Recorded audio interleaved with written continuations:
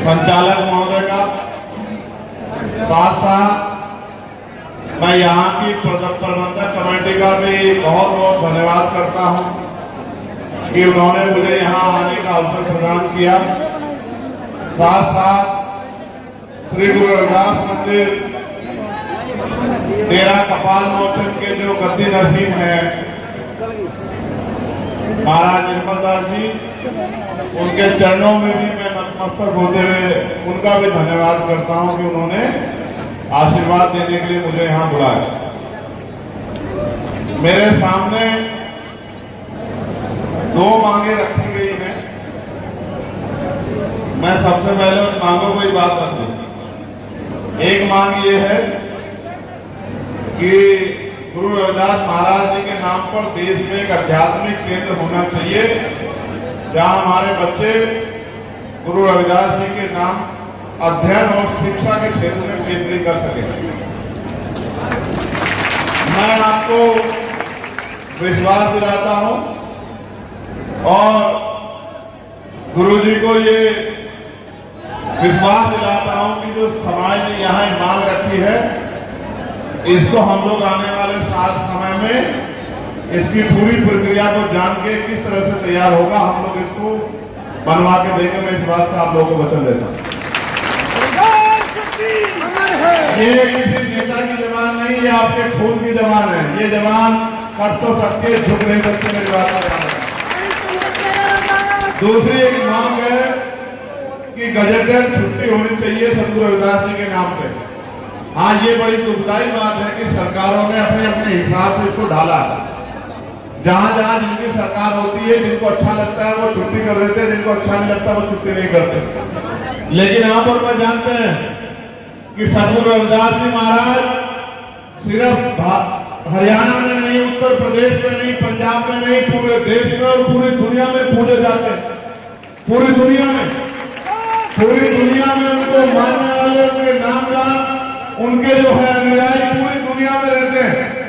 और यहाँ तो भारत में कम, लेकिन विदेशों में जिस तरह से उनकी शोभा यात्रा मनाई जाती है, जिस तरह गुरु घर बनाए गए हैं, उनको देख के ऐसा महसूस होता है कि पूरे भारत में सतगुरु रविदास जैसे गुरु संत या कोई भी नहीं है जिनका मुकाबला, जिनका सम्मान इतना बड़ा हो। तो मैं तो मानता हूं कि गजेटेड छुट्टी होनी चाहिए। और मैं आपको विश्वास दिलाता हूं कि हम सारी सरकारों के सामने प्रस्ताव रखेंगे और केंद्र की सरकार के सामने प्रस्ताव रखेंगे। और जब पार्लियामेंट चलेगी, हम इस मामले को जोर शोर से उठाएंगे कि सतगुरु रविदास जी महाराज के जयंती पे गजेटेड छुट्टी सेंटर की तरफ से होनी चाहिए, सारी स्टेटों को उसको मानना चाहिए। भाई, अभी इतनी ताकत तो आपने मुझे दी है कि पार्लियामेंट में मैं आंख से आंख मिला के आपके अधिकारों के लिए लड़ लेता हूं। आप मुझे पार्लियामेंट में सुनते हो नहीं सुनते हो, बताओ? मैं इस हरियाणा की मिट्टी का किरदार हूं, क्योंकि जब दिल्ली में हमारा गुरुघर टूटा था, महाराज निर्मल दास जी मैं देख रहा था, उस समय सबसे ज्यादा सक्रिय थे। इनके यहां से सबसे ज्यादा संगत गई थी। डंके की चोट पर मैं इस बात को कह सकता हूं कि सबसे ज्यादा संगत इनके आशीर्वाद से वहां गई थी, ये मैंने खुद अपनी आंखों से देखा। और ये बहुत कम बोलते हैं, चुप रहते हैं। मैं देखता था जब मीटिंग होती थी हमारे गुरुओं की, ये बहुत कम बोलते हैं, ये तो अपना काम करते हैं चुपचाप। मैं देखता था। मगर हरियाणा के भी 55 लोगों ने जेले काट के बलिदान देके केंद्र की सरकार को, सुप्रीम कोर्ट को झुकाने का काम करा था। हरियाणा का मुकाबला कोई कर नहीं सकता इस मामले में। हरियाणा का बलिदान जो है वो अजर अमर है। सामान्य संगत को मैं कहना चाहता हूं, जिसमें बड़े पैमाने पे मेरी माए बहने बैठी, मेरा बस चले तो मैं अपना कलेजा निकाल के आपके पैरों में रखूं। मैं तो आपका खून हूं और 24 घंटे 7 दिन जब तक जागता हूं, जब तक आंखें खुली रहती है, उसी समय तक ये सोचता रहता हूं कैसे ये जो जुल्म जाती, परेशानियां, बेबसी, लाचारी, गरीबी आपकी जिंदगी में कैसे खत्म हो। और जब कोई रास्ता नहीं मिलता तो सतगुरु महाराज की वाणियों को याद करता रहता हूं। एक वाणी जो मुझे बड़ा प्रभावित करती है, जो देश की व्यवस्था में बड़ा चोट करती है, और वो वाणी ये है कि रविदास जन्म के कारण हो न कोई नीच, और नरको नीच कर डालिए ओछे क्रम की प्रीत। यानी कि जन्म के कारण कोई छोटा बड़ा नहीं होता है, छोटा बड़ा बुरा अच्छा आदमी अपने कर्मों से होता है। और हम तो ऐसे गुरु के सपूत हैं, ऐसे गुरु के बच्चे हैं जिस गुरु का लोहा जो है पूरी दुनिया ने माना कि ऐसा चाहूं राज में जहां मिले सदन मन और छोट बड़े सब बसे रविदास रहे प्रसन्न। मैंने ये बात पार्लियामेंट में कही जब मुझसे पूछा गया, मुझसे कई नेताओं ने मंदिर में पूछा कि भाई चंद्रशेखर आपके पास क्या फॉर्मूला है, 75 साल से देश चल रहा है, अभी तक गरीबी नहीं खत्म हुई, बेबसी नहीं खत्म हुई, लाचारी नहीं खत्म हुई, महिलाओं पर अत्याचार खत्म नहीं हुआ, अभी तक अच्छी सुविधाएं नहीं, आपका क्या फॉर्मूला है, आप क्या बताना चाहते हो?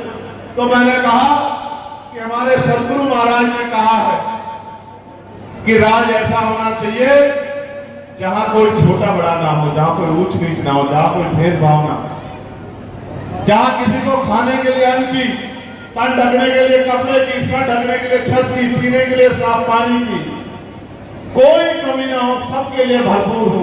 राज ऐसा होना चाहिए जहां बहन बेटियों का सम्मान हो। राज ऐसा होना चाहिए जहां कोई बहुत अमीर ना हो, कोई बहुत गरीब ना हो, कोई किसी का मजाक ना उड़ा सके। राज ऐसा होना चाहिए जहां किसी को कोई चोरी ना हो, किसी के साथ कोई भय ना हो, कोई लूट ना हो, किसी हत्या ना हो। ऐसा राज होना चाहिए। और मैंने कहा कि जिस दिन इस देश में बेगमपुरा राज आ जाएगा, उस दिन के बाद आप देखना इस देश में कोई भी जो है परेशान सब लोग पार हो जाए। और मैंने ये भी बताया कि बेगमपुरा राज ऐसा राज है जिसकी कल्पना 600 साल पहले हमारे सदगुरु रविदास जी महाराज ने की। बेगमपुरा का मतलब है बिना गम का राज, जहां किसी की जिंदगी में कोई गम ना हो। तो मैंने कहा जिस दिन इस नीति को मानने वाले लोग सत्ता में बैठ गए और ये बेगमपुरा के आधार पर देश बन गया, उस दिन इस देश से गैर बराबरी खत्म हो जाएगी और ये ऊंच नीच खत्म हो जाएगी, भाईचारा बन जाएगा। तो अभी उसमें समय है, क्योंकि अभी गुरु के जो लाल है, गुरु के जो गुरुमुखी है, गुरु की जो संगत है वो थोड़ी पीछे चल रही है। लेकिन मेरा भरोसा है धीरे धीरे वो संगत अपने पैरों पर खड़ी होगी। बाबा साहब ने भी हमें रास्ता दिखाया, बाबा साहब ने भी हमें समझाया और मैं तो बड़ा खुश हूँ। मैं बहुत सारे डेरों में जाता हूँ, लेकिन जब मैं इस डेरे का अपना पर्चा पढ़ रहा था तो यहाँ इस डेरे से इस तरह से मानवता की भलाई का काम हो रहा है कि कई बार वर्ष में आंखों के लिए और रक्तदान के शिविर यहाँ लगाए जाते हैं। ये बहुत बड़ी बात है। जिनकी आंखें ना हो या आंखें जिनकी खराब हो गई हो, उनकी आंखें बनवाने के लिए और रक्तदान के शिविर, रक्त डोनेट करने के लिए, दान करने के लिए यहाँ शिविर लगते हैं। साथ साथ यहाँ गुरु का लंगर जो है वो 24 घंटे 7 दिन पूरे महीने चलता रहता है। ये भी बहुत बड़ी बात है, सदगुरु महाराज ने यहाँ करता है। साथ साथ गुरु नानक देव जी की जयंती पर के उत्सव पर यहाँ पूर्णमासी में यात्रियों के ठहरने की, भोजन की व्यवस्था की जाती है। और साथ साथ यहाँ के प्रांगण में 6 से लेकर 10 तक, कक्षा 10 से 6 से लेकर कक्षा 10 तक के गरीब बच्चों के रहने खाने की मुफ्त सुविधा, उनकी पढ़ाई संबंधित सामग्री दी जाती है। और साथ साथ सदगुरु रविदास जी महाराज का जन्मदिन में शोभा यात्रा और 14 अप्रैल यानी डॉक्टर बाबा साहब अम्बेडकर की जयंती यहाँ बड़े धूमधाम से मनाई जाती है। ये जो स्कूल चलाने का काम करते हैं, मुझे भी विदिशा के बच्चे यहाँ मिले जो मध्य प्रदेश के उस कोने से आके यहाँ पढ़ रहे हैं। ये बहुत बड़ी बात है। अगर सारे डेरे इसी पॉलिसी को फॉलो करें तो वो दिन दूर नहीं कि हमारी बात बहुत दूर आगे बढ़ जाएगी, हमें पकड़ने वाला कोई नहीं है। लेकिन मुझे जान के बड़ा अचरज हुआ कि ये वो जगह है जहाँ सदगुरु महाराज उनके खुद रुके, यहाँ उनके चरण पड़े। ये जगह पे जाके मेरे पिछली बार याद है, 1 साल पहले लगभग हम लोग आए थे प्रदीप की मदद करने के लिए, और मदद तो प्रदीप की करने आए थे। लेकिन मैं यहाँ अरदास करके गया था कि सदगुरु जी मुझे ऐसी इतनी शक्ति देना कि मैं अपने लोगों की आवाज बहुत जोर से उठा दूं पार्लियामेंट में। और मुझे आज लगता है कि इसी पवित्र जगह का आशीर्वाद मेरे ऊपर है कि वो जो मैंने यहाँ अरदास की थी वो अरदास पूरी हो गई है। वो इसी पवित्र जगह का जो आशीर्वाद मेरे ऊपर। साथ साथ आप जानते हैं कि जब मैं इस लड़ाई को लड़ने का काम करता हूं तो किस तरह से बार बार मेरे ऊपर हमला करके या कभी गोली चला के मेरी जान को लेने का प्रयास किया जाता है। अभी एक सज्जन भाई आए थे, मैं उनका नाम नहीं जानता, मुझसे कहने लगे कि मैं आपको बुलेट प्रूफ जैकेट भेंट करना चाहता हूँ। इस बात तो मुझे पता नहीं था, अगली बार जब आओगे तो मैं आपको बुलेट प्रूफ जैकेट दूंगा। कोई थे यहाँ, तो मैंने उनको इशारा करके कहा कि देखो मेरी बुलेट प्रूफ जैकेट हो रही। मैं तो वो हूँ जिसने 4-4 गोली खा के जो जिंदा है। मेरी रक्षा तो सतगुरु महाराज करते हैं। जिसकी रक्षा सतगुरु महाराज करते हो उसे किसी बुलेट प्रूफ जैकेट की जरूरत नहीं।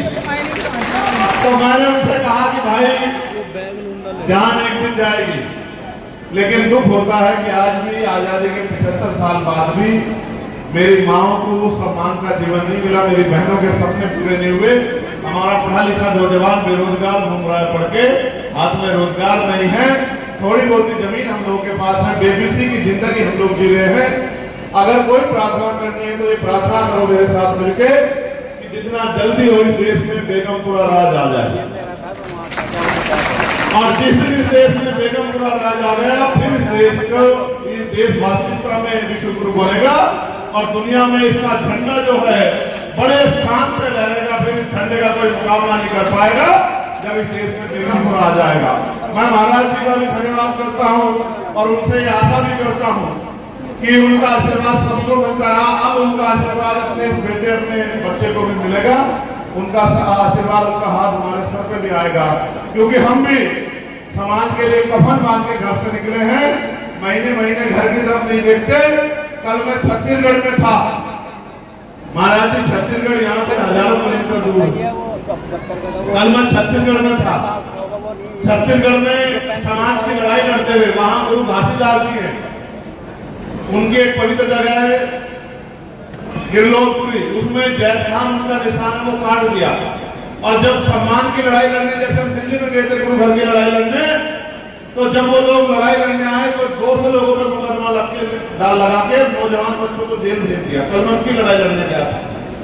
मुझे लगता है मेरा जीवन तो इसीलिए है कि आपकी लड़ाई में लड़ता हूं। लेकिन मैं आपको वचन देता हूं, जब मैं पार्लियामेंट में जीत के आया तो मैं सबसे पहले गया था उसी गुरु घर पे, उसी पवित्र जगह पे, दिल्ली में तुगलकाबाद में, जहां आज तक हमारा गुरु घर नहीं बना।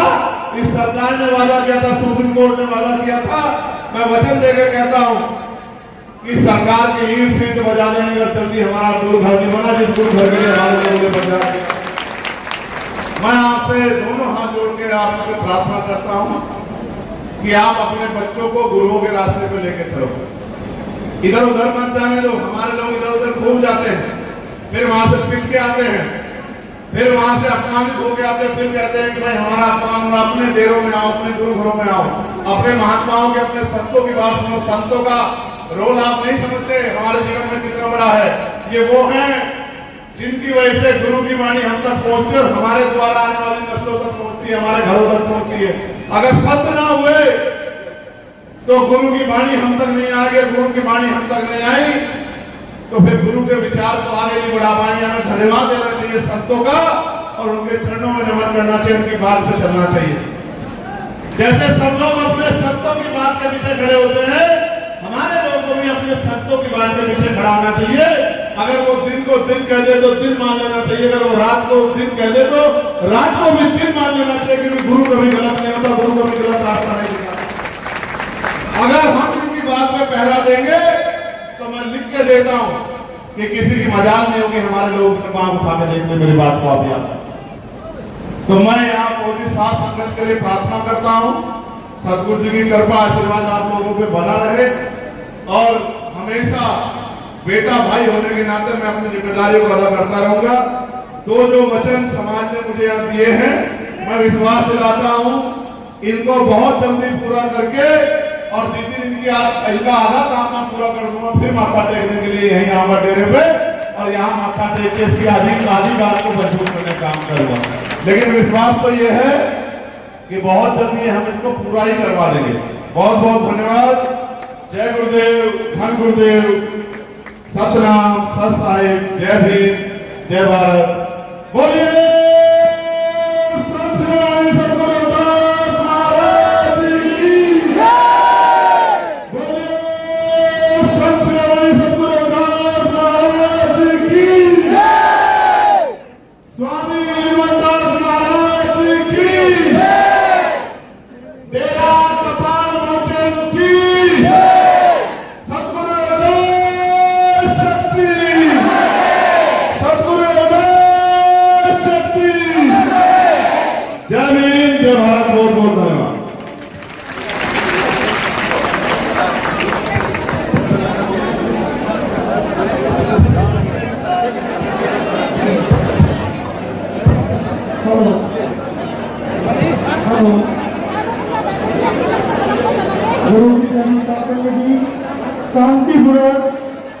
विद्वान और हमारे विचार चंद्रशेखर जी बहुत अच्छे विचार देकर गए हैं। उन विचारों के ऊपर ध्यान दें और संत शिरोमणि गुरुदास महाराज जी की सत्संग चली हुई है, सत्संग ध्यानपूर्वक सुने। और भी हमारे प्रचारक बुद्धिजीवी यहाँ पर आए हुए हैं, तो मैं आप सभी से अपील करूंगा कि भगदड़ न मचाएं, बैठकर सत्संग सुने। सत्संग के लिए आए हैं तो सत्संग सुने। तो हमारे श्रीमान चंद्रशेखर जी ने बहुत अच्छे उपदेश दिए।